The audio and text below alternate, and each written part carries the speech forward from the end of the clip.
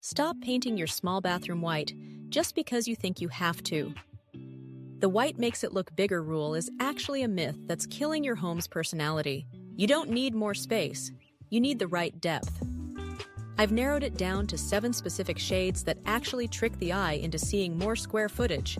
And wait until you see the last one. It's a total game changer.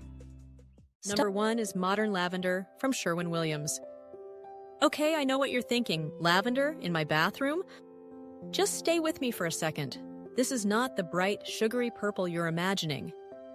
Modern lavender is so soft and hazy, it almost reads like a white on the wall.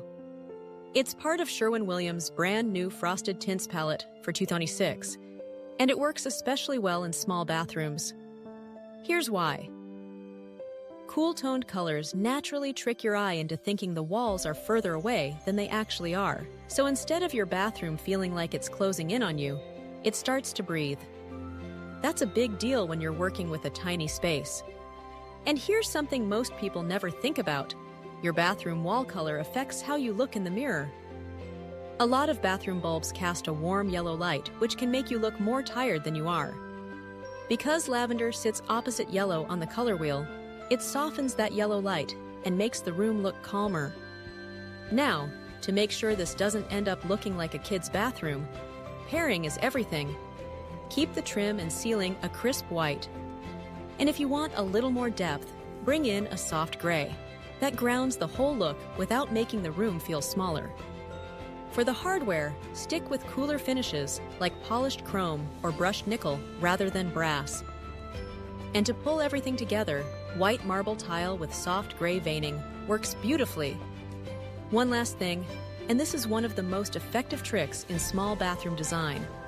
It's called color capping. Paint the bottom half of your walls in modern lavender and the top half all the way up through the ceiling in bright white. That line between the two colors pulls your eye upward and makes the ceiling feel way higher than it is. Coming in at number 2 is Rain Dance by Benjamin Moore. It's a steely green with noticeable gray undertones and one of the enchanting pales in Benjamin Moore's 2026 palette.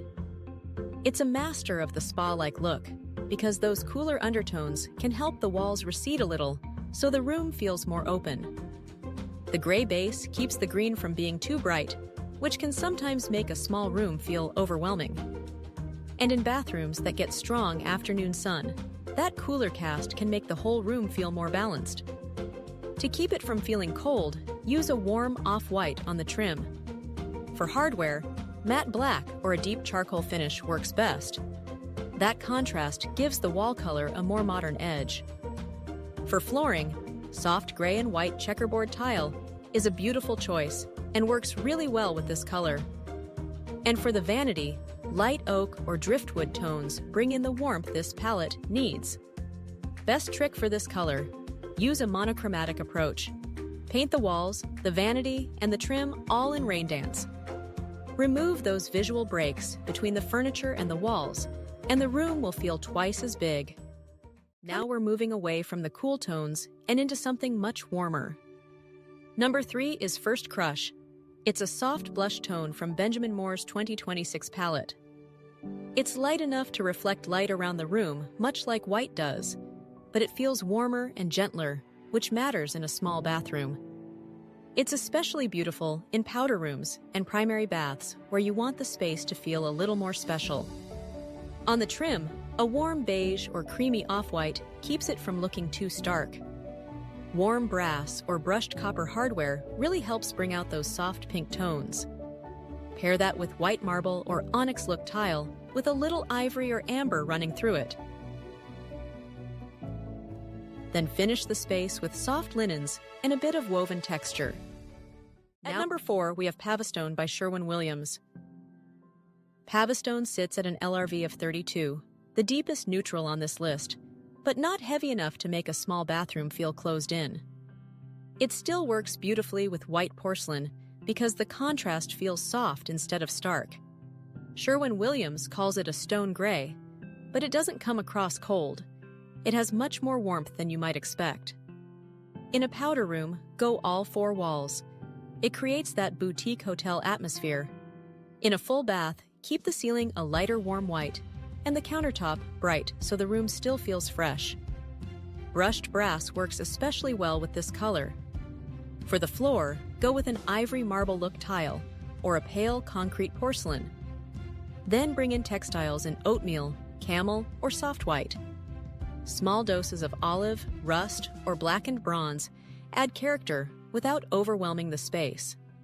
If your bathroom has no window, pair Pavestone with a wall-hung vanity. Showing more of the floor helps the room feel more open. And a backlit mirror helps keep the room from feeling too dim, because it adds light right where you need it most. Just make sure you test it next to your tile first, because in low light, Pavestone can read a little browner than you might expect. From stone gray, we move into green territory again. But this one is nothing like Rain Dance.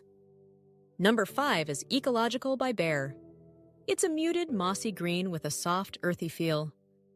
It leans into that biophilic look, which is really just a design approach inspired by nature.